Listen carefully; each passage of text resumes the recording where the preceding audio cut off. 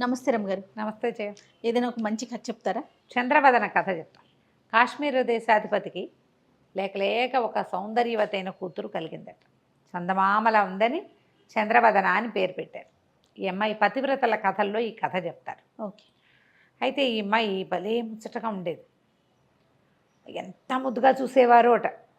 చిన్న పిల్లకి ఏదైనా ఇట్లా అంటే చాలు బాధపడిపోయేవాళ్ళు అమ్మా నాన్న. లేక లేక కలిగితే ఇది కొద్దిగా యావగా ఉంటుంది పాపం. ఇప్పుడు కూడా కనపడతాం కదా అట్లా.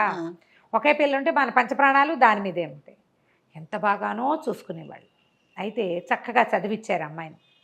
ఈ విద్యాభ్యాసాలు అప్పుడు క్రమంగా అమ్మాయికి జగం మిథ్య, బ్రహ్మమే సత్యము అలాంటి భావాలు కలగటం మొదలుపెట్టినాయి. భగవంతుడే సత్యం, ఇదంతా మిథ్య, ఇదంతా జగన్మాయ, ఈ మాయలోంచి బయటపడపోవాలి అని సన్యాసం మీద ఆసక్తి కలిగి ఉంది పాప. ఓకే. అయితే ఏదైనా వివాహము అని సంకల్పిస్తే అమ్మాయికి నచ్చేది కాదు. ఎందుకు వచ్చిన వివాహం, సంసారం నుంచి సన్యాసంలోకి వెళ్ళిపోతే సరిపోతుంది అలా భావించేది. ఒకసారి భృగు మహర్షి వచ్చాడు. వస్తే భృగు మహర్షి వీళ్ళ దేశానికి వచ్చినప్పుడు రాజుగారు తమ సంస్థానంలో కొంతకాలం ఆ రాజ్యంలో అట్టు పెట్టుకున్నారు భృగు మహర్షి. భృగువుని విశేషంగా సేవించడానికి చంద్రవదనని నియోగించారు. మనం దూర్వాస మహాముని కుంతీదేవి సేవించిందని చెప్పుకుంటాం కదా పురాణంలో, మహాభారతంలో. అలాగే ఇక్కడ ఈ చంద్రవదన ఏం చేసింది, భృగు మహర్షిని అనుసరించి ఉండి ఆయనకు కావాల్సినవి చూసి ఆయనతో మహాత్మా జీవుడి వల్ల ఉపయోగాలు ఏమిటి అట్లా కనుక్కుంటే ఆయన మెల్లిగా అమ్మాయికి ఏం బోధించాడంటే, స్త్రీలకి వివాహమే ముఖ్యమైనది. కేవలము వివాహం చేసుకుని సంతానాన్ని కనడం కోసమే స్త్రీలు జన్మించారు. పాతివ్రత్యాన్ని పాటించటమే స్త్రీలకి చేయవలసిన పుణ్యకార్యము. భర్తగా లభించిన వాడు ఎవడైతే భర్త అతనిని అనుసరించి ఉండాలి. అప్పుడే స్త్రీలకి మోక్షం లభిస్తుంది. మోక్ష సాధన సులువు స్త్రీలకి. మగవాడైతే చాలా కష్టపడాలి, వాడు ఎన్నో కర్మలు చేయాలి, తపస్సు చేయాలి, ఈ గృహస్థాశ్రమాన్ని శ్రద్ధగా చేయాలి. స్త్రీలకు కష్టం లేదు, తపస్సు కష్టం లేదు. పతిని అనుసరించి ఉంటే చాలు. మన పతివ్రతల కథలన్నీ ఇలాగే కనపడతాయి మనకి. పాతివ్రత్యం కేవలం భర్తను అనుసరించి ఉండటం వల్లే అనసూయాదేవి, లోపాముద్రాదేవి వీళ్ళంతా తరించారు. సప్తర్షి మండలంలో మనకు అరుంధతి నక్షత్రం ఉందంటే ఎలా ఉంది? ఆ భర్తను అనుసరించడం వల్ల ఉంది. ఇలా చెప్పేసరికి ఈ అమ్మాయికి వివాహం చేసుకోవాలని పుట్టింది. నాకు ఇంకోలా మోక్షం రాదు, సన్యాసం నేను తీసుకోలేను, స్త్రీలకు అర్హత లేదని చెప్పారు. స్త్రీలకు దేనికి అర్హత ఉంది? వివాహం చేసుకోవటం, భర్తను అనుసరించడం. భర్త మాట జవదాటకూడదు, అతన్నే సేవించాలి, అతను పాదాలు స్మరించుకోవాలి, అంతే. పూర్వకాలం ఇలాంటి గాథలు చాలా చెప్పేవాడు. ఆ భర్తలు కూడా దీనికి తగినట్టుగా ఉండాలి కదా అని అనిపిస్తుంది. తగినట్టుగా లేని భర్తలతోటి కూడా పతివ్రతలుగానే ఉన్న వాళ్ళని చూస్తాం మనం. అంతే. వాళ్ళు ఎలా ఉన్నా క్రమంగా పతులు మారిపోతారు ఎప్పటికో. అప్పటి వరకు వీళ్ళు మోయాల్సిందే. అయితే అమ్మాయి వివాహం చేసుకుంటానని నాన్నకి ఏం చెప్పిందంటే, నాకు 5 ప్రశ్నలు ఉన్నాయి, నా ప్రశ్నలకి సమాధానం చెప్పిన వాళ్ళని భర్తగా పొందుతాను నాన్న. నాకు వారి వయస్సుతోటి వివాహితులు అవివాహితులు దాంతో సంబంధం లేదు, ఋషి ముని అయినా పర్వాలేదు, మీరు ఎవరికైనా ఇవి పంపించండి, ఈ ప్రశ్నకి సమాధానం చెప్పిన వాడే నా భర్త అని అన్నది. అంటే సరే ఒప్పుకున్నాడు తండ్రి. ప్రశ్నలు రాసి ఇవ్వమన్నారు. అమ్మాయి ప్రశ్నలు రాసింది. ఈ 5 ప్రశ్నలు ఏంటంటే, స్త్రీలకి అలంకారం ఏది, ఎవరి వల్ల స్త్రీలకి పుణ్య పదవి లభిస్తుంది, లింగదేహం అంటే ఏమిటి, మానవులకి మోక్షం ఇచ్చేదేంటి, మోక్ష సాధన ఏమిటి, భగవంతుడికి ఆత్మకి పరమాత్మకి ఏమిటి తేడా, ఇది అడిగింది. అడిగితే ఈ కాగితాలు పుచ్చుకుని అన్ని దేశాలకి వెళ్ళారు సైనికులు. ఆంధ్రదేశపు రాకుమారుడు ఒకడు ఈ ప్రశ్నలకి సమాధానం రాశాడు. ఆ అమ్మాయి ఏదనుకుంటుందో అది రాశాడనమాట. మిగిలిన వాళ్ళు రాశారు, అవేవి ఈవిడనుకునే సమాధానాలు కావు. స్త్రీలకి అలంకారం మానం, తమ పరువు పోగొట్టుకోకుండా ఉండాలి వాళ్ళు, మానమే స్త్రీలకు అలంకారం. తర్వాత ఎవరి వల్ల స్త్రీలు పుణ్యగతిని పొందుతారు, భర్త వలన. లింగదేహం అంటే ఏమిటి అంటే, మనకి ఒక భగవంతుని యొక్క ప్రత్యామ్నాయ స్వరూపం అది. మనం మరణించిన తర్వాత మనలో నుంచి ఒకటి లేచి వెళ్తుంది, జ్యోతి, లింగదేహం అంటారు, భగవంతుని స్వరూపం అది. మానవులు దేనివల్ల మోక్షాన్ని పొందుతారంటే, నిష్కామ కర్మ వల్ల. ఏ ప్రయోజనము లేకుండా, ఏది ఆశించకుండా చేసే క్రియల వల్లే మనిషికి మోక్షం వస్తుంది. ఆత్మకి పరమాత్మకి ఏమిటంటే, పరమాత్మ తామరాకు మీద నీటి బొట్టు, ఆత్మ ఆ తామరాకు అని రాసేసరికి ఆమెకు ఎంతో నచ్చాడు. విందుడు అతని పేరు. అయితే ఇతనికి విందుడు ఆల్రెడీ వివాహితుడు. సరే కబురు చేశారు, మా అమ్మాయి మిమ్మల్ని వివాహం చేసుకుంటుంది చంద్రవదన, మీరు రండి అని చెప్పారు. చెప్తే అతను నేను వివాహితుణ్ణి అని ఉత్తరం రాస్తే మాకు అభ్యంతరం లేదు. ఆ విందుడి భార్య పేరు చిత్రాంగద. ఆమె కూడా చుట్టుపక్కల రాజ్యాల్లో ఎక్కడో రాజకుమార్తె. భార్యతో సహా అతను వచ్చాడు ఇక్కడికి. ఆవిడకి వివాహానికి ఒప్పుకుంది. ఆవిడ కూడా అప్పట్లో చేసుకునేవాళ్ళు కదా. అదే కదా. సరే ఈ చంద్రవదన్ని ఇచ్చి విందుడికి వివాహం చేశారు. వివాహం అయిన తర్వాత 16 రోజుల దాకా ఇక్కడే ఉన్నారు. భార్యాభర్త వాళ్ళు ఉన్నారు, ఈవిడ ఉంది. ఆమెను విశేషంగా సేవించారు. వివాహం అయిపోయి 15 రోజుల తర్వాత తమ రాజ్యానికి బయలుదేరారు. బయలుదేరితే బోల్డ్ అన్ని వజ్ర వైఢూర్యాలు, నగలు, నాణ్యాలు, అశ్వికులు, రథాలు, గుర్రాలు, అశ్వాలు, అక్కడి నుంచి ఏమో ఏనుగులు బహుమానంగా ఇచ్చాడు కాశ్మీర దేశపు రాజు. బోల్డంత కుంకుమ పువ్వు, అక్కడ లభించేటువంటి సుగంధ ద్రవ్యాలు అన్నిటితోటి పంపించారు. ఎక్కడ కాశ్మీర దేశం, ఎక్కడ ఆంధ్రదేశం, ప్రయాణానికి సమయం పడుతుంది కాదు. ఇలా వెళ్తూ ఉంటే ఒక అడవిలో పటకుటీరాలు అవి వేసుకుని ఆగేవాళ్ళు. రాత్రిపూట కొన్ని చోట్ల ఆగి విశ్రాంతి తీసుకోవడం, తెల్లవారు లేచాక మళ్ళీ ప్రయాణం సాగించేవాళ్ళు. గుర్రాల్లో ఉన్నా కూడా ఇప్పటికి కార్లలాగా లైట్లు ఉండవు కదా రథాల్లో, అందుకని పడుకునేవాళ్ళు. సైనికులు వాళ్ళు వీళ్ళు ఉన్నారు కాబట్టి రాత్రి దాకా ప్రయాణం చేయడం, రాత్రిపూట ఎక్కడో చోట విశ్రాంతి తీసుకోవటం. అదేదైనా అడవి చాలా అందంగా ఉందనుకో 2 రోజులు అక్కడే ప్రయాణం లేకుండా విశ్రాంతి తీసుకోవటం, మళ్ళీ బయలుదేరటం. 20 రోజులు పడుతుంది, 1 నెల రోజులు.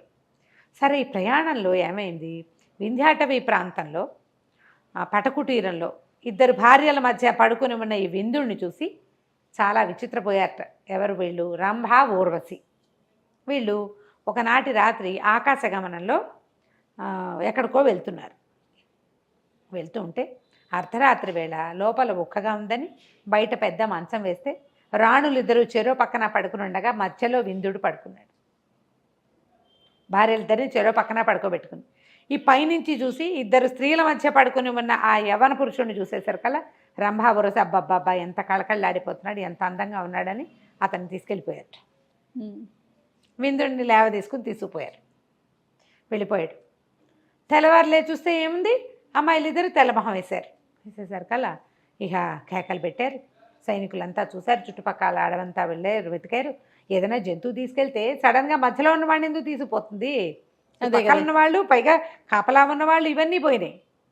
అక్కడి నుంచి చిత్రాంగద ఏమంది, అమ్మా మా చెల్లెలకి చెప్పిందనమాట, తోడుకోడలికి, చుట్టుపక్కల ప్రాంతాల్లోనే మా బంధువులు ఉన్నారు, మా పుట్టింటి వాళ్ళు ఇక్కడ ఉన్నారు, పద మనం అక్కడికి వెళ్ళిపోదాం, మా తండ్రి వెతికిస్తాడు మన భర్త కోసం. అంటే ఆ అమ్మాయి ఏమందట, నా భర్త లభించే వరకు ఇక్కడి నుంచి కదలను, నేను ఈ అడవిలోంచి రాను, నగర ప్రవేశం చేయను ఒంటరిగా, ఏ నగరమైనా సరే, అత్తిళ్ళు కానీ పుట్టిళ్ళు కానీ తోడుకోడళ్ళ పుట్టిళ్ళైనా సరే నేను రాను, నువ్వు వెళ్ళిపో, నేను ఇక్కడే ఉంటాను అందుకే. ఆ చిత్రాంగద ఏం చేయాలో తెలియక వెళ్ళిపోయింది. ఇక్కడ కూర్చున్న చంద్రవదన మాత్రం పక్కనే ఉన్న సరస్సులో స్నానం చేసి భగవతి పేరిట తపస్సు చేయడానికి కూర్చుంది. ఎన్ని రోజులో కూర్చుందిట అట్లాగే. ఈ అడవిలో తపస్సు చేస్తున్న స్త్రీ ఎవరో దేవతలకు తెలియలే. మామూలుగా ఋషులు మునులు వాళ్ళు చేస్తారు, ఇంత తపస్సు తీవ్రంగా. అక్కడి నుంచి దేవతలు ఒకళ్ళిద్దరు వచ్చి చూసి వెళ్ళారు. చూస్తే కొత్తగా వివాహిత 16 సంవత్సరాల అమ్మాయి, కాశ్మీర దేశపు రాజకుమార్తె, ఆమె భర్త కోసం తపస్సు చేస్తుంది. భర్త ఎక్కడున్నాడు వెతికితే రంభా ఊర్వశి చెరుకోరు పూట పంచుకుని ఆ విందుడిని తమ దగ్గర ఉంచుకున్నారు. అక్కడి నుంచి ఆయన కేకలేసి, ఆ మానవుల మీద ఆశపడకూడదు, ఎవరు? ఇంద్రుడు అండి. ఆ ఇంద్రుడు కేకలు పెట్టి అతన్ని ఏమో అప్పచెప్పండి, అమ్మాయి తపస్సు చేస్తుందంటే భృగు మహర్షి అనుగ్రహం వల్ల అమ్మాయికి తపస్సు మీద పట్టింది. భర్త కోసం ఏమైనా చేయాలని చెప్పాడు ఆయన. అంతే, భర్త కోసం ఇప్పుడు ఆయన లభించలేదు, ఆయన కోసం తపస్సు చెయ్యి, ఆయనకి ఏదో కావాలి చెయ్యి, అంతే. ఆయన మిస్ అయిపోయాడు, మిస్ అయిన ఆయన వాడి కోసం తపస్సు చేయడం మొదలుపెట్టింది. అక్కడి నుంచి 45 రోజులు గడిచేసరికి విందుని తీసుకొచ్చి బాగా నుంచోబెట్టారు ఈవిడ ముందు. అక్కడి నుంచి సైనికులు వాళ్ళు వీళ్ళంతా వచ్చి రాజకుమారిని చూసి ఆశ్చర్యపోయి చిత్రాంగదాదేవిని పిలుచుకొచ్చారు. ఆవిడ, అమ్మా చెల్లెలా ఎట్లా సాధించావు భర్తని అని అడిగితే, తపస్సుతోటి సాధించానక్క, తపస్సుతోటి సాధ్యం కాందేది లేదు, ప్రస్తుతం నా తపస్సు పతిభక్తే, భర్తతోటి ఉండాలి. ఆ చంద్రవదనని మహోగ్రంగా అందరూ మెచ్చుకున్నారట, మహా ఉపద్రవంగా. జనాలంతా ఆశ్చర్యపోయారట. తపస్సుతోటి దేవస్థా స్త్రీలు ఎత్తుకుపోయిన భర్తను సాధించుకుంది అమ్మడు, తదేక దృష్టితోటి చేస్తే ఏదైనా సాధించగలుగుతాము ఆ తర్వాత చంద్రవదన చిత్రాంగదతో కలిసి విందుడు ఆంధ్రదేశానికి వెళ్ళి అక్కడ ప్రభువుగా ఎంతో కాలం జీవించాడట. ఆవిడకి కథ అంతా చెప్పుకునేవారు ఆ ప్రాంతంలో. కథ కంచికి మనం ఇంటికి. సూపర్ అండి, బాగుంది కదా కథ? చాలా బాగుంది రమ్మగారు. ఒక కథ చెప్తారా? ఈ మాట నేను ఎన్నిసార్లు అడుగుంటానండి. సుమారుగా ఒక 1000 పైచులకేనా, 1500-1600 ఉండొచ్చు.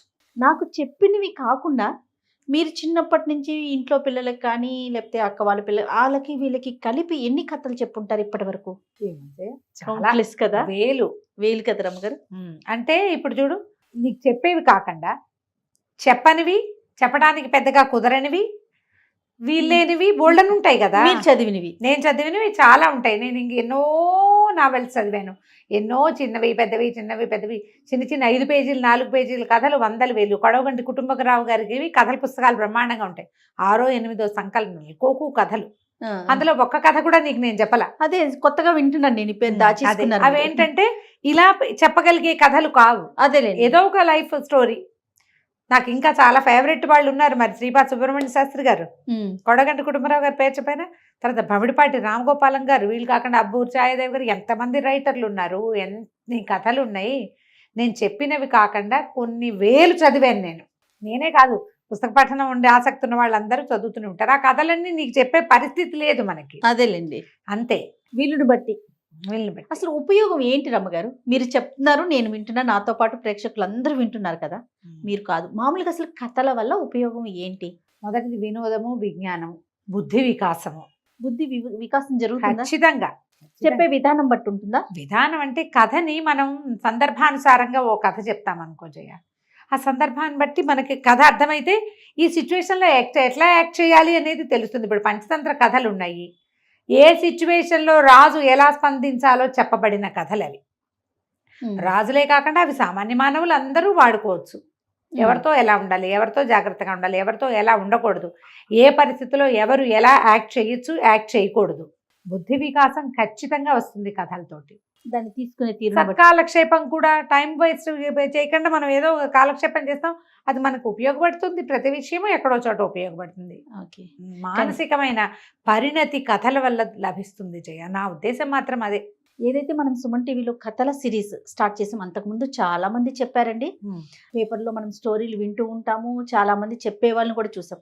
అంతా కూడా సింగిల్గా చెప్పింది, ఎవరికి వాళ్ళు ఇండివిజువల్గా వాళ్ళకి ఒక స్టోరీ చెప్పడం, లేదా ఒక పేపర్లో ఒక స్టోరీ రావటం, లేదా వాయిస్లో రావటం. ఫస్ట్ టైం ఇట్లా 1+1 కూర్చొని ఒక స్టోరీని అందించి మనమే మొదలు పెట్టాం. ఆ క్రెడిట్ నిజంగా మనకే దక్కుతుంది అనుకోవాలి. నా తర్వాత చాలా మంది చేసిన మన దాంట్లో కూడా నా క్రెడిట్ ఇంకొకళ్ళకి రాలేదు. నేను బాగా నచ్చాను ప్రజలకి. అంటే మీరు చెప్పే తీర్పుడు ఒక్కొక్కరు ఒక్కొక్క విషయానికి కనెక్ట్ అవుతారు కదా, ఆ కనెక్టివిటీ అనేది మీ దగ్గర కథల రూపంలో ఉంది అంతే. అది ప్రేక్షకులు ఆదరించారు, మనం చెప్పుకుంటూ పోతున్నాం. దానికి తగిన సబ్జెక్టు మీరు గ్యాదర్ చేసుకుంటూ ఉన్నారు. చదవటం వల్ల మరి ఎంత చదవాలి, ఎంత తీసుకోవాలి, ఎంతవరకు చెప్పాలో మనం చెప్పాల్సి. మీరు స్టోరీ అనేసరికి చాలా పెద్దది ఉంటుంది కదా, ఏది అవసరమో ఏది అవసరం లేదో దాన్ని కుదించి మెయిన్ పాయింట్స్ వరకు చెప్పి. సో పలకరించిన ప్రతి ఒక్కరు అడుగుతారండి, రమగారిని అడిగామని చెప్పండి ఒకటి, ఆవిడ చెప్పే స్టోరీస్ బాగుంటాయి, చాలా బాగుంటాయి, ప్రతిరోజు మీ స్టోరీతోనే పడుకుంటున్నాం, అలాంటి వాళ్ళు ఉంటారు. అబ్బాబ్బా ఎంత ఆనందం అనిపిస్తుంది అంటే చాలా సంతోషం. కథలకి చాలా ప్రయోజనాలు ఉన్నాయి జయ. మీరు ప్రధానంగా ఒకటి ఆలోచించండి. ఇప్పుడు నేను చెప్తున్నా, నాకు మీరు కనెక్ట్ అయ్యారు, మీరు మీ పిల్లలకు చెప్తారు, మీ పిల్లలు మీకు కనెక్ట్ అవుతారు. మనం కలిసి ఉండటానికి ఇది ఉపయోగిస్తుంది జయ, చాలా ఉపయోగపడుతుంది. పిల్లలు ప్రధానంగా ఏంటంటే తల్లుల కంఠం వినడానికి, ఆ సూదింగ్ దానికి అలవాటు పడతారు. దీనికి ఏదైనా ఏజ్ లిమిట్ ఉంటుందా రమ్మగారు? ఏముండదు జయ, మన వాయిస్ ని వినటానికి అంటున్నారు కదా, కంఠం వినటానికి ఎప్పటి వరకు వాళ్ళు కనెక్ట్ అయి ఉంటారు మన గొంతుతో? ఎప్పటి వరకైనా కనెక్ట్ అయి ఉంటారు జయ. ఏ విషయమైనా మనం మన పిల్లలకి చెప్పగలుగుతాం దీనివల్ల. ఇప్పుడు మా మరిది 45, 44, 40 ఉన్నట్టే ఆఖరి మంది. మా వసంతక్కయ్య అంటే చాలా ఇష్టం తనకి. ఏదైనా ఫంక్షన్లో కలిస్తే ఠకీమని దగ్గర కూర్చున్నాడు, వసంత వదిన ఒక కథ చెప్పు అని. ఆయన ఒక వేద పండితుడు, 100 మంది శిష్యులు ఉన్నారు తనకి. అది వేద పాఠశాలకు వెళ్తుంటారు, పాఠశాలకు వెళ్తాను కదా నేను. ఖచ్చితంగా వసంత వదిన ఒక కథ చెప్పంటే నవ్వుతుంది మా వసంత. వీడికి నా గొంతు ఇష్టం, చాలా సంతోషంగా ఉంటుంది అనమాట. నా గొంతు ఇష్టం అని చెప్పలేకపోతాం కదా. ఇప్పుడు నా గొంతుకు కాదు, వసంత గొంతుకు కనెక్ట్ అవుతాడు తను. అట్లా ఉంటారు తను మాట్లాడితే ఇష్టం పిల్లలకి, అది ఉంటుందా రమ్మగారు? గ్యారంటీగా ఉంటుంది, గ్యారంటీగా. ఎలాంటి విపత్కర పరిస్థితుల్లో అయినా మనం పిల్లల్ని మన వైపు తిప్పుకోగలుగుతాం, మనం అదే అలవాటు చేస్తే మన మాట వినేలాగా చేసుకోగలుగుతాం. ఫస్ట్ నుంచి చేస్తే చెయ్యాలి, చిన్నప్పటి నుంచి చెయ్యాలి. ఇది మంచి అలవాటు. చదవటం కొన్నాళ్ళు ఏదో శాస్త్రానికి చేసినట్టు చేసి మానేయడం అయితే కాదు, రెగ్యులర్ ప్రాక్టీస్. Regular practice. నేను ఇప్పుడేం కథలు చెప్పను జయ, కానీ మా వాడు ఒక క్యారెక్టర్ పేరు ఏదో చెప్తాడు, అది అడుగుతాడు, అమ్మా ఆ రాక్షసుడు అదేదో పేరుంది వచ్చింది ఇక్కడ, వీళ్ళెవరు అని. దాని మీద ఓకే, దాని మీద విషయం మీరు చెప్తారు. ప్రేక్షకులకి ఇంత దగ్గర అవటానికి ఇంకో కారణం ఏంటంటే, చదువుకోని అవసరం లేదు. మనం స్టార్ట్ చేసిన ఈ సిరీస్ లో వాళ్ళు చదవక్కర్లేదు, వాళ్ళు పనులు చేసుకుంటూ అమ్మల స్టోరీలు వినేసి, ఒక మదర్ గారు ఇప్పుడు నేను చెప్తున్నాను రమ్మగారు, ఇప్పుడు మీతో ఉంటాను కాబట్టి నాకు గుర్తుంటది, ఇన్ని స్టోరీల మీద మర్చిపోతూ ఉంటాను. నేను కూడా ఏం చేస్తాను, మీ స్టోరీని పెట్టుకుని వింటా, ఏదో పని చేసుకుంటూ వింటా, అది నాకు నేను చెప్తానికి నాకు ఈజీ అవుతుంది.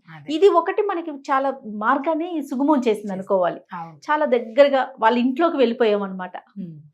మీరు ఆలోచించండి, ఏ ఏజ్ వాళ్ళకైనా మంచి మాట ఎవరికైనా కావాలి కదా, ఖచ్చితంగా కావాలి. కానీ మీరు అన్నట్లుగా ఫస్ట్ నుంచి ప్రాక్టీస్ ఉండాలి. ఉంటే ఇంకా బాగుంటుంది. 15 ఏళ్ళు వచ్చేసిన పిల్లలకి మనం స్టోరీ చెప్తామని అప్పుడు స్టార్ట్ చేస్తే వినరు కదా, అది విండో ఇంకొంచెం ముందు నుంచి మొదలు పెట్టాలి. ఒకవేళ పిల్లలకి ఆసక్తి ఉందనుకోండి, వింటారు, చెప్పడం స్టార్ట్ చేయొచ్చు. అవును అవును, స్టార్ట్ చేయొచ్చు, మంచిదే అది. అవును. చందమామలో ఒక కథ ఉంది జయ. ఏంటి కథల ఉపయోగమా? కథల వల్ల ఉపయోగం బాగుంది కదా. వసుంధర గారు రాసిండేమోనని అనుకుంటున్నా, చాలా రోజులైంది, కానీ ఇప్పుడు ఈ సందర్భంగా ఇప్పుడు చెప్పచ్చు మనం. పూర్వం అంట ఒక ఊర్లో కృష్ణశాస్త్రి గారు, కృష్ణ శర్మ అని ఒక ఆయన ఉండేవారు.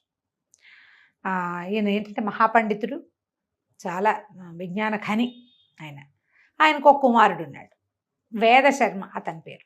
ఈ కృష్ణ శర్మ గారు ఆ పాండిత్యంతో ఆ శిష్యులు వాళ్ళు వీళ్ళు ఉండేవాళ్ళు, అందరికీ మంచి మంచి కథలు అవి చెప్పేవారు, కథా కాలక్షేపంగా ఉండేది. అయితే ఈయన కుమారుడు కూడా బాగా చదువుకున్న వేద శర్మ రాజుగారి దగ్గర ఉద్యోగం చేస్తారు, వేద పండితుడిగా, ఆస్థాన పండితుడిగా ఉన్నాడు.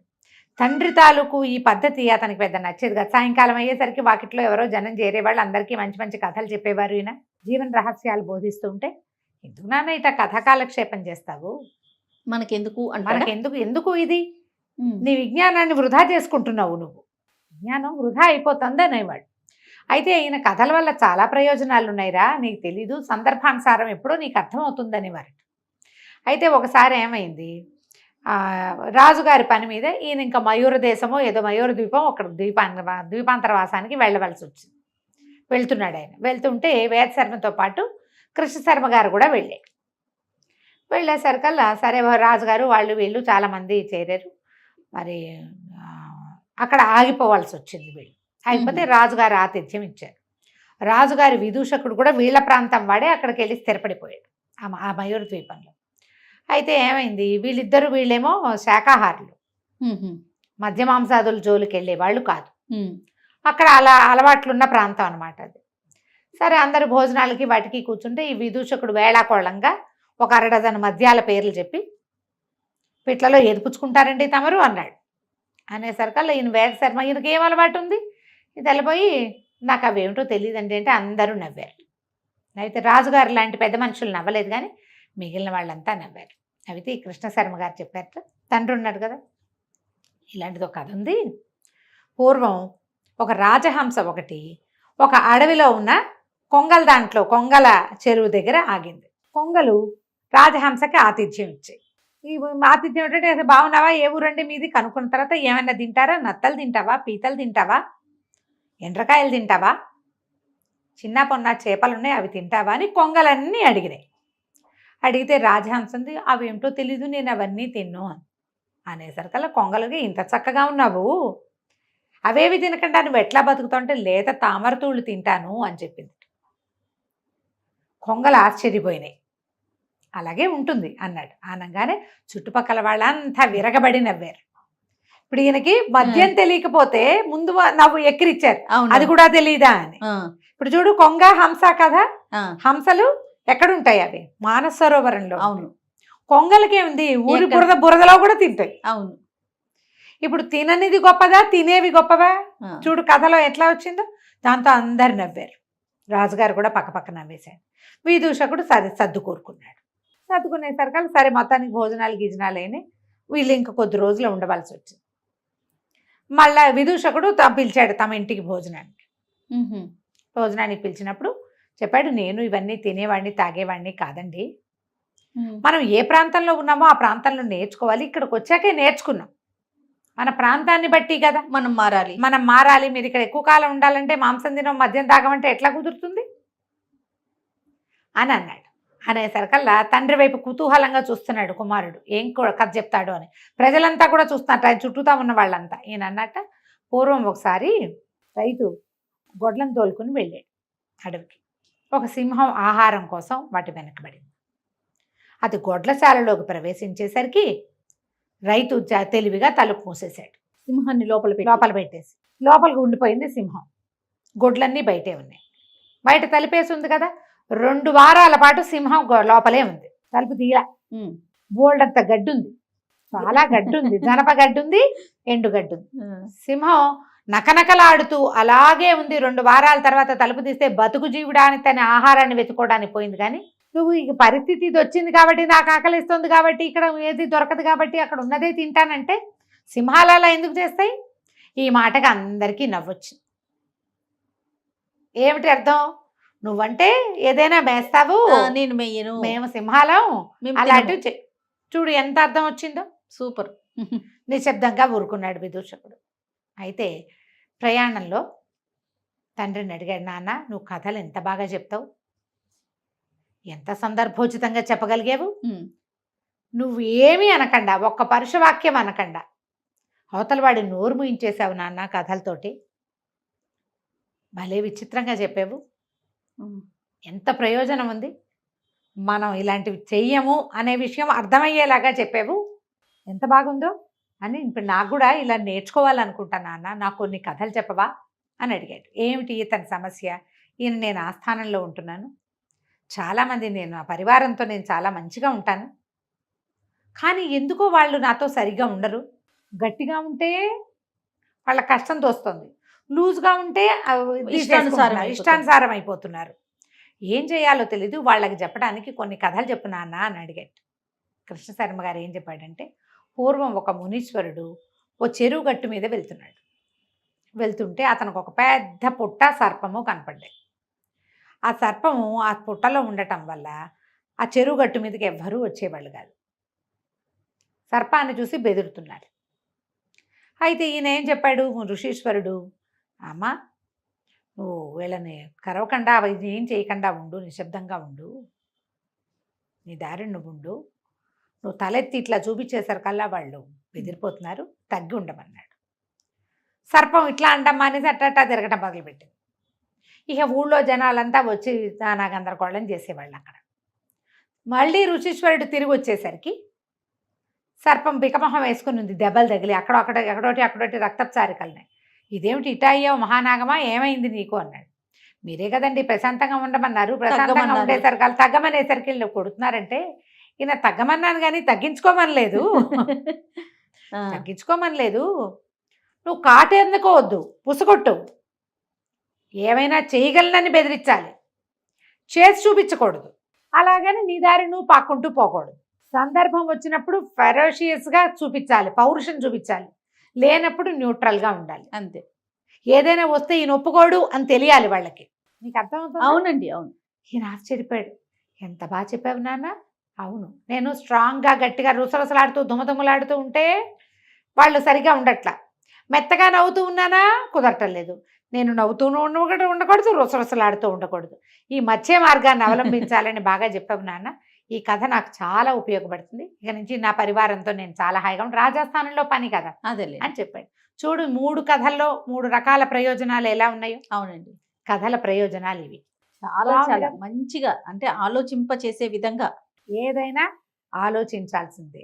మీరు చెప్పే కథలు మీ పిల్లలకి ఎలా ఉపయోగపడుతున్నాయో చూడండి. మన పిల్లల్ని బట్టి మనం కథలు చెప్పాలి కదా. చెప్పాలి. కొన్ని కాలక్షేపం కథలు ఉంటాయి, కొన్ని టైంపాస్ కథలు ఉంటాయి, కొన్ని పిచ్చి సరదా కథలు ఉంటాయి, లాజిక్ లేని కథలు కూడా ఉంటాయి. అవును, కానీ పిల్లల్ని మీతో కలిపి ఉంచుకోవడానికి అది ఉపయోగపడుతుంది.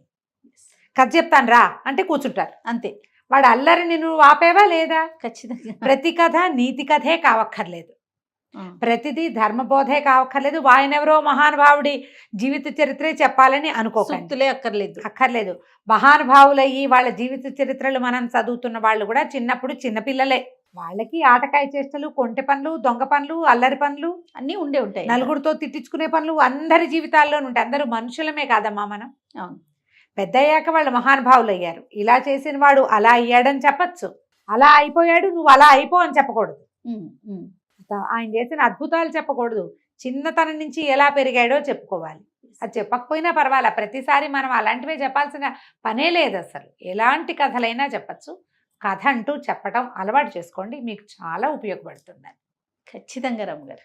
నమస్తే. నమస్తే. ఏదైనా చందమామ కథ చెప్పండి రమ్మగారు. 70s 80s వచ్చి ఉంటుంది. మంచి కథ ఒకటి చదివాను, బాగుంటుంది కథ.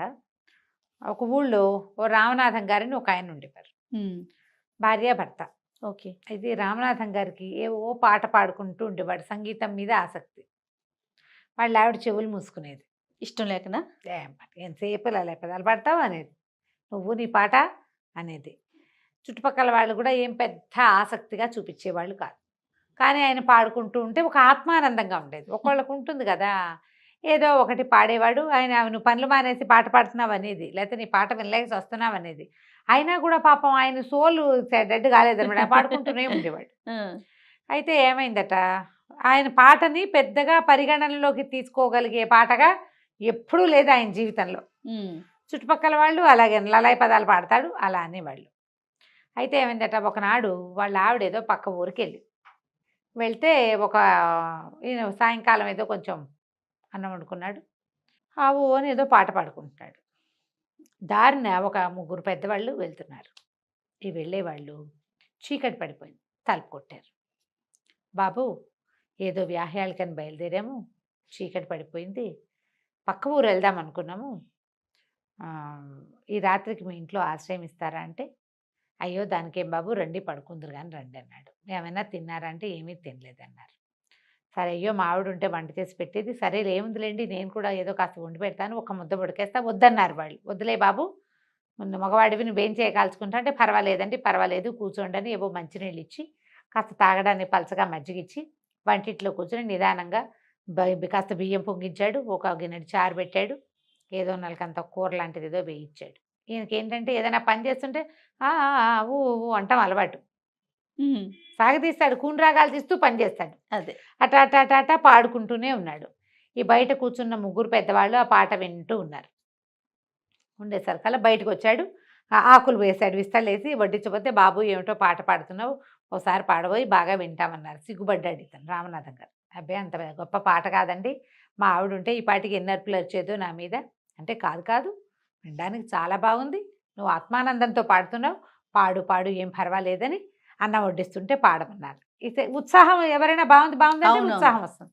ఈయన చక్కగా బోల్డ్ పాటలు పాడాడు, వాళ్ళకి అన్నాలు వడ్డించాడు, పక్కలేసాడు, కంచ ఆకులు తీశారు వాళ్ళే. ఇతను ఇల్లు వాకిలి సర్దుకున్నాడు. మరి వంట వడ్డితే వంట అంతా వెనక్కి సర్దుకోవాలా, అక్కడి నుంచి పక్కలేసాడు. వాళ్ళు పడుకునేదాకా పాడుతూనే ఉన్నాడు. ఉత్సాహం వచ్చింది. పడుకున్నారు. పడుకున్నాక తెల్లవారుజామున వెళ్ళొస్తాం బాబు, మేము పొద్దునే వెళ్ళిపోతాం అన్నారు. అంటే అలాగేనండి అని, ఏదైనా కోరుకుంటే చెప్పునైనా, ఏదైనా అడుగు, నీ పాట మాకు చాలా నచ్చింది, నీకు అసలు నీ మనసులో ఏముంది కోరిక అని అడిగారు.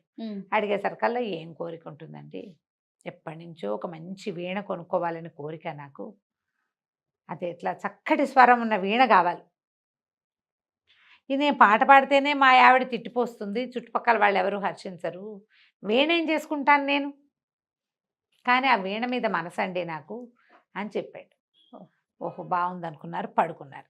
తెల్లవారేసరికి వాళ్ళు వెళ్ళిపోయారు. కానీ వాళ్ళకి పక్క వేసిన ప్రాంతంలో ఒక చక్కగా బంగారు మెరుగులేంతున్న వీణ మాత్రం కనపడింది. ఆనందం పట్టలేకపోయాడు. వాళ్ళు ఎవరో దేవతలు నాకు ఈ వరం ఇచ్చారనుకున్నాడు. ఆ వీణని ఇట్లా అన్నాడు, అనగా అని మోగింది. అది ఓంకారం వస్తుంది అందులోంచి. మళ్ళీ అన్నాడు, ఇంకోసారి ఓంకారం వస్తుంది.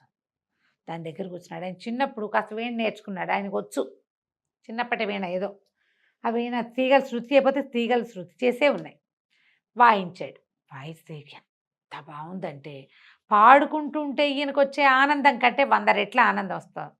అప్పుడే వాళ్ళ ఆవిడ పక్క ఊరు నుంచి వచ్చి సంచి చేత్తో పుచ్చుకుని లోపలికి వస్తూ అట్లా మెస్మరైజ్డ్గా చూస్తూ ఉండిపోయింది. ఆవిడకి కూడా నచ్చింది. ఏమీ అనలా. ఎంత బాగుందయ్యా అంది.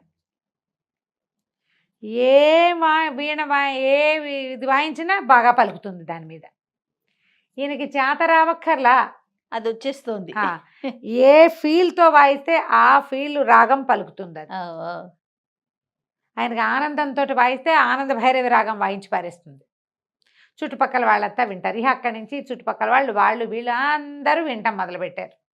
ఈయన పనే పొంగని టింగ్ టింగ్ అని కూర్చునేవాడు వీణ దగ్గర. జనాలు ఆ రసాంబోధిలో ఓలలాడుతూ ఉండేవాళ్ళు. భార్య ఏమీ కాదనేది కాదు. ఆయన పని అయిపోయేది, ఆయన వీణానందము అయిపోయేది. ఎంతో బాగుంది. ఆయనకి చాలా గొప్ప, చాలా సంతోషం. అంతకుముందు లలాయి పదాలు పెడతావు అని తిట్టిపోసేవాళ్ళు. కిక్కురు మనకండా ఉన్నారు. దాంతో ఒక ఏమంటారు, ఒక మెట్టు ఎక్కాడు అనుకుందాం, అలా అయిపోతాం. అందరూ శభాష్ అంటుంటే ఎలా ఉంటుంది జయ? ఏనుగెక్కినట్టు ఉండదు. ఆనందంతో అలా ఆనందంతో ఎక్కాడు. కొంతకాలం తర్వాత ఏమైంది, ఆ ఊళ్ళో ఒక రంగనాథ శాస్త్రి గారు, రంగనాథాచార్యని ఒక ఆయన ఉన్నాడు, రంగనాథం గారు. ఆయన ఎక్కడికో వెళ్ళి చాలా కాలం తిరిగి వచ్చాడు. వస్తే వాళ్ళ ఆవిడ వాళ్ళ పక్కింటి ఆయన, అబ్బో రామనాథం ఎంత బాగా వాయిస్తున్నాడో వీణ. వాడికి ఏమొచ్చు వీణ రావటం ఏంటి, వీణ అంటే అంత సింపులా, పాటే లలాయి పదాలు వాడివి, ఇంకా వీణ ఒకటే వీడి ఫేస్కి అలాగ మాట్లాడాడు. మాట్లాడితే వాళ్ళ ఆవిడ కాదండి అందరూ చెప్పుకుంటున్నారు, అసలు వీణ వాయిస్తే ఏ రసంలో మొదలు పెడితే ఆ రసం ఉద్వేగం వచ్చేస్తోంది మనకి, మనుషులకి, చాలా బాగుందండి అది అనేసరికల్లా సరే ఈయన ఏమనుకున్నాడు, ఒకనాడు సాయంకాలం నేను వెళ్ళి వినొస్తానని వాళ్ళ ఇంటికి వెళ్ళాడు. ఆ పూట ఈయన ఒక్కడే పోయాడు. ఇంట్లో ఎవ్వరు లేరు. ఈ రామనాథం గారు ఏదో వీణ సవరించుకుంటున్నాడు. ఏమిటో నువ్వెంతో బాగా వాయిస్తున్నావుట, మరి ఏదైనా ఒకటి వాయిచ్చు వింటామన్నాడు. అనేసరికల్లా అంతకుముందు ఈ రామనాథం గారికి తెలిసి రంగనాథ శాస్త్రి ఎప్పుడూ ఇతన్ని విమర్శించేవాడు. ఆయన ఒక పాటి గాయకుడు. ఆ ఊళ్ళో పేరెన్నిక కన్న గాయకుల్లో ఆ రంగనాథం గారు కూడా ఒకడు. ఈ లల్లాయి పదాలు వేసుకుని ప్రతి కచేరీలోనూ తయారవుతున్నాడని అనిపిస్తుంది. మనకి ఎలా ఉంటుంది జయ, ఒక పేరెన్నిక కన్న వాళ్ళు 10 మంది ఉన్నారనుకో, ఒక అప్కమింగ్ వాడినో లేకపోతే ఏదో ప్రయత్నం చేసేవాడినో చూస్తే చిన్న చూపుగా ఉంటుంది. అవును, వీడు ఎక్కాడేమిటి మాతో పాటు స్టేజ్కి అనిపిస్తుంది. న్యాచురల్ కదా, ఎంతో కష్టపడి పైకొచ్చా వీడు ఇలా వచ్చేసాడు ఏంటి అనిపించింది, అలాగూ అనిపిస్తుంది. దానికి తోడు కొంతమంది నోరేసుకుని విమర్శిస్తారు, అవును నీ ఫేస్కి అప్పుడే నువ్వు ఎక్కేవు స్టేజ్ అని. ఈ రంగనాథం గారు ఆ తరహా మనిషి. ఆయన విద్వత్తున్నవాడే, కాకపోతే అంటాడు గబుక్కన. 2-3 సార్లు ఇతన్ని విమర్శించాడు, నువ్వు నీ లల్లాయి పదాలు అని. సరే ఈయన ఏం చేశాడు, వీణ వాయించడం మొదలుపెట్టాడు. వీణ వాయిస్తుంటే కరుణరసం ఉన్న సంగీతం, అది కరుణరసంతో వాయిస్తున్నాడు. ఈయన ఇట్లా కళ్ళు తుడుచుకున్నాడు రంగనాథం గారు. ఈయన రెట్టించిన ఉత్సాహంతో వాయించేస్తున్నాడు. క్రమంగా అశ్రువులు వచ్చేసి ఏడుపు వచ్చేసి ఆయన వెక్కిళ్ళు పెట్టి ఏడ్చేస్తున్నాడు. ఏడ్చేడ్చి ఆయన అవతల వాళ్ళు అంత ఉద్వేగ పడుతుంటే ఇది ఆపేయాలి. ఆపట్ల అయినా ఈ రామనాథం గారు ఆపట్ల పగ తీర్చేసుకుందాం అనిపించింది ఆయనకి. వీళ్ళు నన్ను అవమానించారు, వీళ్ళ సంగతి చూడాలి అని ఇంకా టంగు టింగు టింగు టింగు వాయించేస్తున్నాడు ఆయన. ఈయన పిచ్చెక్కినట్టు ఏడ్చాడు, శోకాలు పెట్టి ఏడ్చి స్పృహ తెప్పి పడిపోయాడు. ఓకే, అప్పుడు ఆపాడు. ఆపేసరికి చుట్టుపక్కల వాళ్ళు చేరారు. అయ్యో రామనాథం గారు పడిపోయాడని ఈయన లేవ తీసుకుపోయారు. ఈయనకు ఒక పగ తీరిన ఒక భావన వచ్చిందనమాట. వీణ పక్క పెట్టాడు, నిద్రకు ఉపక్రమించాడు. తెల్లవారేసరికి వీణ లేదు, మాయమైపోయింది. పొద్దున మళ్ళీ 11 గంటలకి జనాలు వీణ వినడానికి వచ్చేసరి పని అయిపోయాక ఏది వీణే లేదు. వీణ ఇంట్లో నుంచి మాయమైంది. అప్పుడు రామనాథం గారు చెంపలేసుకున్నాడు, నాది పొరపాటు, ఆత్మానందం కోసం నేను పాడుకుంటున్నానని సంతోషించి ఆ గంధర్వులో ఎవరో నాకు ఆనందంగా ఉంటానని వేణిచ్చారు, నేను నా పగ తీర్చుకోవడానికి సాధనాన్ని చేసుకున్నాను దాన్ని. ఆయన దుఃఖపడుతుంటే కూడా నేను ఆపకుండా ఆయన స్పృహ తప్పిపోయేలాగా చెయ్యాలని పగ నాది. దేవతలు ఎప్పుడూ వాటిని సమర్థించరు. నువ్వు సంతోషంగా ఉండు, నీ సంతోషం కోసం ఏమైనా ఇస్తాం, నీ సంతోషం పక్కవాడి దుఃఖానికి కారణం కానే కాకూడదు. అందుకని ఆ వీణ మాయమైపోయింది. చిత్రవీణ చిత్రంగానే మాయమైంది. మాయమైపోయింది. ఆ తర్వాత ఆయన పాడడం కూడా మానేశాడు. ఉమ్. కథ కంచికి మనం ఇంటికి. రమ్మగారు ఏదైనా సరదాగా ఉండే చందమామ కథ ఒకటి చెప్పండి. అత్యాస కథ చెప్తాను. చెప్పండి. పల్లెటూళ్ళలో ఇది వరకు బిచ్చగాళ్ళు ఉండేవాళ్ళు. ఇది ఎప్పటి సంగతో చెప్తున్నాను నేను. ఊర్లో ఒక బిచ్చగాడు అడుక్కుంటూ ఉండేవాడు. ఏదో రెక్కాడితే కానీ డొక్కాడదు. రెక్కాడటం ఎందులో చూస్తాం మనం? పని చేసుకుంటే పొట్ట పోసుకోవటం. ఇప్పుడు పని చేసుకునేవాడు కాదు బిచ్చగాడు, అది అడుక్కుని పొట్ట పోసుకునేవాడు. ఏ ఊళ్ళో ఏదైనా దొరికితే తినేవాడు. ఇక ఇల్లు వాకిలి ఏమీ లేదు, ఎక్కడ కుదిరితే అక్కడ పడుకునేవాడు. సరే ఏమైంది, ఒక ఊళ్ళో ఏదో అడుక్కున్నాడు, తిన్నాడు. తిరిగి వస్తూ ఉంటే ఆ పూట పెద్దగా ఏమీ దొరకలేదు ఆహారం, సాయంత్రానికి ఏమీ లేదు. దాని నుంచి ఇంకో ఊరు వెళ్ళాలి. ఆ ఊళ్ళో తిరిగేశాడు, ఇంకా ఆ ఊళ్ళో ఉండకూడదు, అట్లా తిరిగేవాడు అనమాట. ఆ రెండో ఊరికి అడవి వైపుకి ప్రయాణం చేస్తుంటే ఒక ముసలాయన కనిపించాడు. ఎక్కడికి ఏమిటని మాట్లాడుకున్నారు. ఎవరు తోడు లేరు అని చెప్పాడు. నేను ఉంటాగా తోడు, అందాక వస్తానులే పదబాబు అన్నాడు. ఆ ముసలాయన అన్నాడు, ఏమిట్రా నువ్వు ఇంత వీక్గా కనపడుతున్నావు, అంటే బలహీనంగా కనపడుతున్నావు, ఆహారం లేదా, ఇందా ఈ శనగ్గింజ తీసుకో అని ఒక్క శనగ్గింజ వీడి చేతిలో పెట్టాడు. బాగుంది. వీడన్నాడు, ఈ శనగ్గింజతో పొట్ట నిండుతుందా, కడుపు నిండుతుందా, కాలు నిండుతుందా బాబయ్య అన్నాడు. ఏదైనా నిండొచ్చురా, ఏదైనా నిండుతుంది, జాగ్రత్త పెట్టుకో నా మాట విని అన్నాడు. అనేసరికి వీడేం చేశాడు, ఏదో ముసలాడు అంత శ్రద్ధగా ఒక్క గింజ చేతిలో పెడితే పచ్చటిది, అదేంటి నల్ల శనగింజ కంటే మన కాబూలి శనగలు ఉంటాయి కదా, పెద్ద గింజ అనమాట. ఆ గింజని దట్టిలో దోపుకున్నాడు. దోపుకుని ఊరు దాటాడు, అడవి దాటాడు. దాటేసరికల్లా కొంచెం చీకటి పడి 7 గంటల వేళ ఇంకో పల్లెటూరులోకి చేరాడు.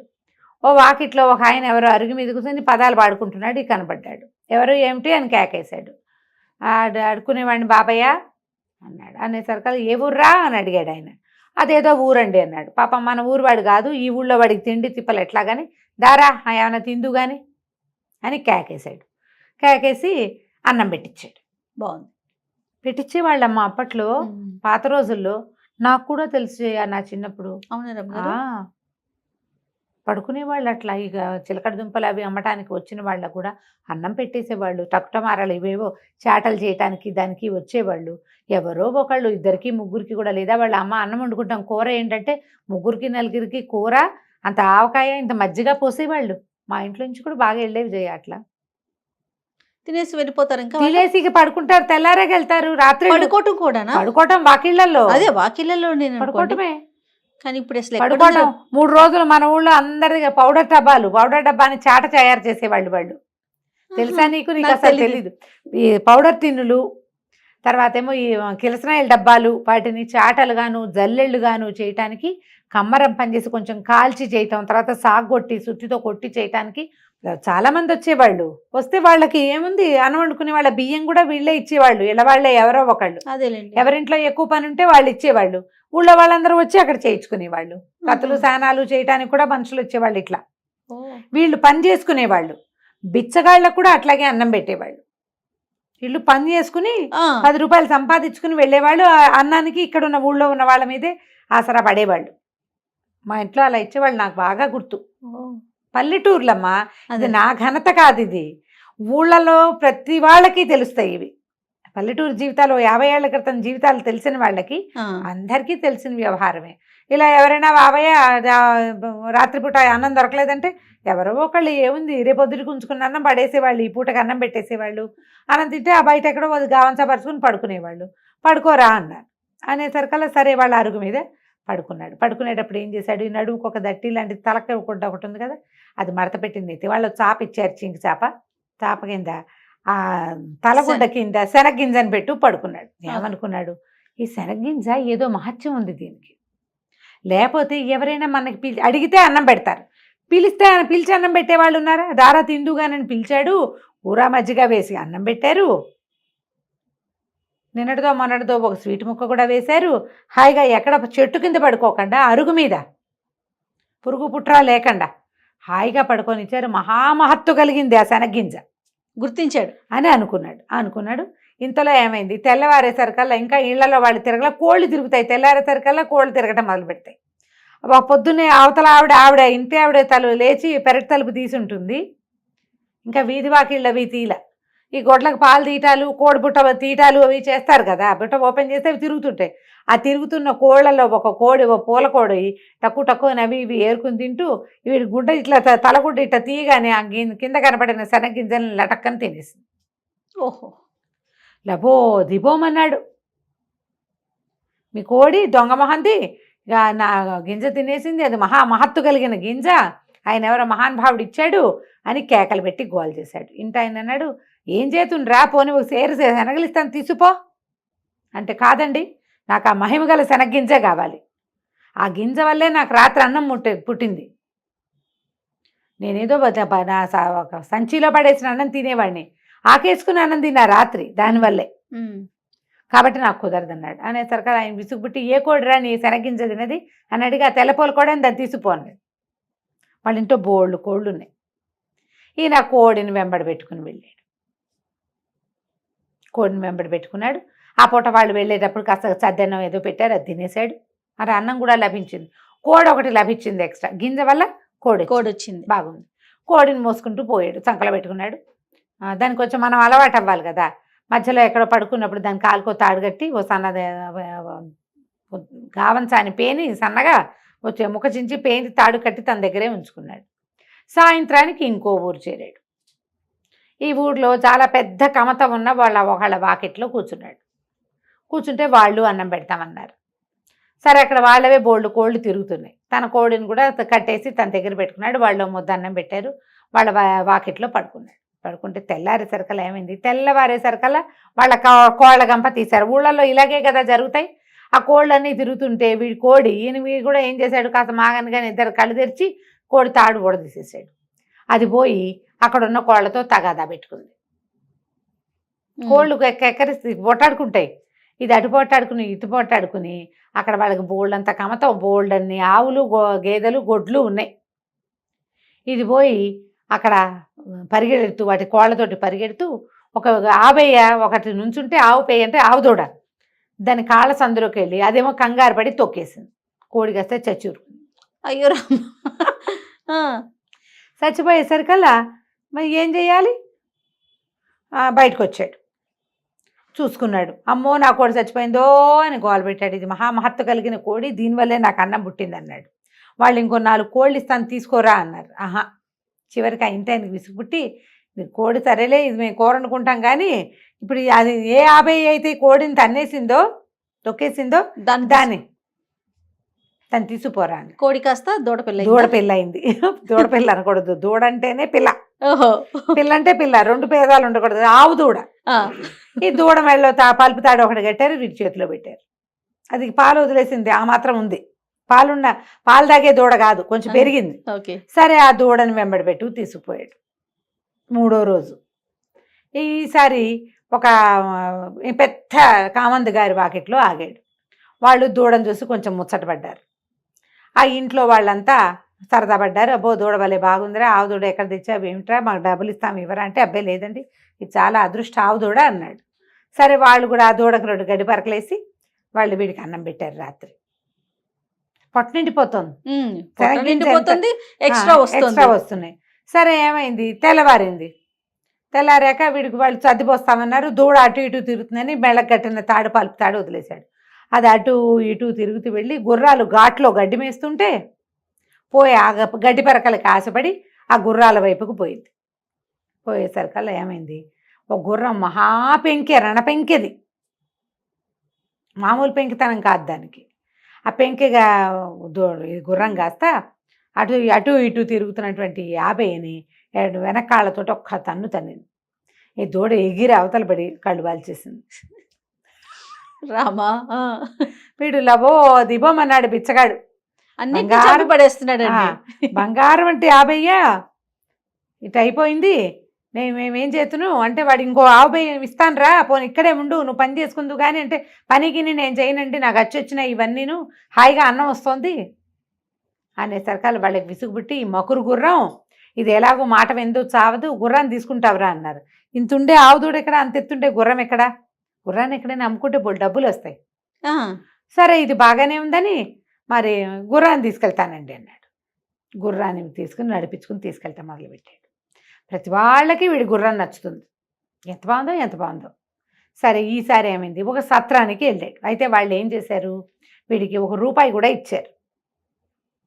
గుర్రం ఇచ్చి రూపాయి ఇచ్చారా? ₹1 ఇచ్చారు ఊరికే. ఆ పూట అయితే ఆ రోజు ముందు రోజు అక్కడక్కడ అడుక్కున్న డబ్బులు కూడా ఉన్నాయి, వాడి దగ్గర డబ్బులు ఉన్నాయి కాస్త. ఓ సత్రం దగ్గర ఆగాడు. మరి ఇప్పుడు గుర్రానికి మాలిషు దాణా గీణా కావాలి. ఎవరి వాకిట్లోనే ఆగితే దానికి తిండి వాళ్ళేం పెడతారు? సత్రంలో అయితే తనకు అన్నం పెట్టి తన దగ్గర డబ్బులు ఉన్నాయి కదా, దానికి ఏదో దాణా పెడతారు అనుకున్నాడు. సరే ఏమైంది, ఈ గుర్రాన్ని ఓ పక్కన కట్టేశాడు, లోపలికి వెళ్ళాడు. సత్రం వాళ్ళు చూస్తే ఏమైంది, ఆ సత్రం యజమానికి ఒక పిల్ల ఉంది. వీడికి ఏమొచ్చింది బుద్ధి, ఇప్పటిదాకా వాటంతట అవి జరిగినాయి. ఏదో ఒకటి చేసి ఈ సత్రం యజమాని మాయ చేస్తే వీళ్ళకు ఒక పిల్ల ఉంది, పిల్ల నుంచి పెళ్లి చేసి తన సత్రంలో ఉంచుకుంటారనుకున్నాడు. ఇప్పటిదాకా కాకతాళీయంగా జరిగినాయి. వీడికి ఆశ పుట్టేసింది. ఇప్పుడు ఆశ పుట్టి ఎలాగైనా ఈ గుర్రాన్ని ఏదో ఒకటి చేసైనా మీ వల్లే అయ్యిందని అనాలనిపించేసింది. అనిపించి సరే ఏం చేశాడు, మా గుర్రానికి దాణా భోజనం పెట్టండి, అవి పెట్టండి, ఇవి పెట్టండి అన్నాడు. ఇతనికి ఒక కూతురు ఉంది కదా, ఈ పిల్ల కొంచెం యాక్టివ్ పిల్ల. అదేం చేసింది, ఓ చెరుగడ తీసుకెళ్ళి ఆ గుర్రానికి అందించింది. ఇది ఒక గట్టు మీద నిలబడి ఆ చెరుగడ అందించేసరికల్లా అదేదో ఇట్లా పొరపాటున దాని గొంతులో గుచ్చుకున్నట్టు అయింది. గుర్రం కాస్త మెడవాల్ చేసింది. అది ఆరోగ్యకరమైన గుర్రం కాదు. ఇక వీడు అరిచరిచి కేకలు పెట్టి పోట్లాడాడు. ఇక మామూలుగా పోట్లాడ. సత్రం యజమాని కాదు, అతను గుమస్తా. ఆ సత్రం నడుపుతాడు, జీతం రాళ్ళకే పనిచేస్తాడు. ఏం చేస్తారు వాళ్ళు, గుర్రం ఇంకోటి కావాలంటే ఎక్కడి నుంచి ఇస్తారు, నాకు ఇంకో గుర్రం కావాలన్నాడు. గుర్రం మేము ఇవ్వలేం బాబు, ఏదైనా ఇంకోటి చెప్పండి, ఏదైనా ఇంకోటి చెప్పండి అంటే, అయితే ఓ పని చేయి, నీ పిల్ల ఉంది కదా, నీ పిల్లవలే గుర్రం చచ్చింది కాబట్టి పిల్లనిచ్చి పెళ్లి చేయి మాకు అనేసరికల్లా వాళ్ళు అన్నారు, అట్ట ఎట్ట కుదురుతండి, మీకు వాళ్ళు ఎవరో గుర్రాన్ని తాడొచ్చి ఊడతెచ్చి మీ చేతిలో పెడితే అది మీ వెనకాల నడిచి వచ్చింది, పిల్ల కదా, పిల్లని అడుగుతాం, మా పిల్ల ఒప్పుకుంటుందో ఒప్పుకోదు, సత్రం గుమస్తా అయితే ఒప్పుకోవాలి, పిల్లని అడగాల్సిందేనన్నాడు. సరే వాళ్ళ అమ్మ అంది, అడిగేదేమిటి పిల్లని, అదే ఒప్పుకుంటుంది, ఏం పర్వాలేదులేండి నేను ఒప్పిస్తాగా అంది. అన్నాక ఏమైంది, సరే ఇద్దరు ఏదో మాట్లాడుకున్నారు.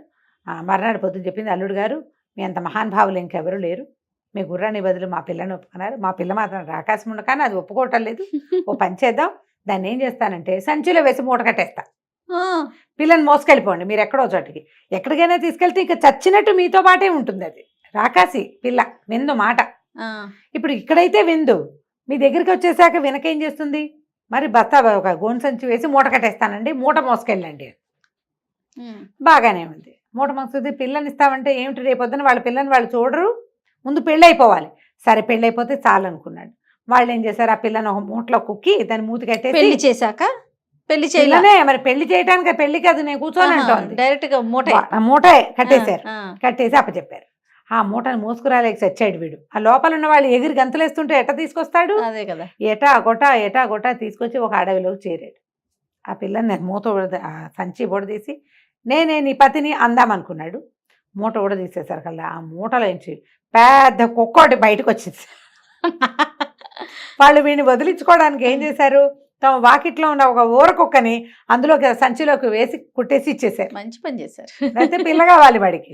అది కాస్త ఆ పొద్దున్న నుంచి వీడితో మోయబడి ఉందేమో, తిక్క పుట్టిపోయింది సంచిలో. అది ఒక్క అమాంతం వీడి మీదకి లంఘించి ముక్కు కొరికేసింది. ఇంకేం చేస్తాడు, పారిపోయింది బండి, ముక్కు కొరికేసి, ముక్కు నెత్తురు గారుకుంటూ ఉంది. ఇక అన్నం ఎక్కడిది సున్నం ఎక్కడిది అడవిలో. ఆ గూడు సగం చిరిగిపోయిన ముక్కుకి ఎట్టగొట్ట పట్టీలు కట్టుకుని మళ్ళీ ముష్టడి కోటం మొదలుపెట్టాడు. అడ్జస్ట్ కదా, ఆశపడకుండా ఒక చోట ఆగుంటే అంత అయ్యేది కాదు. ఈ గుర్రాన్ని పిల్లకి మారు చేద్దాం అనుకున్నాడు, అక్కడ చెడిందనమాట. అన్ని చోట్ల అందరూ అవకాశం ఇచ్చారు, ఉండరా నాయనా ఇక్కడ బతుకుంటే ఒప్పుకోలేదు. అలాగే అత్యాశ పడతారు ప్రజలు. అవునండి, ఆగరు, ఒక చోట ఆగరు, ఇంకా ఏదో వస్తుంది అనుకుంటారు, ఇంకా ఏదో వస్తుంది అనుకుంటే ఇగో ఇలా అసలుకే మోసం, ముక్కు ఊడిపోతుంది అనమాట. కంచికి మనం ఇంటికి. భలే సరదాగా ఉంది రమ్మగారు. నమస్తే అండి. నమస్తే.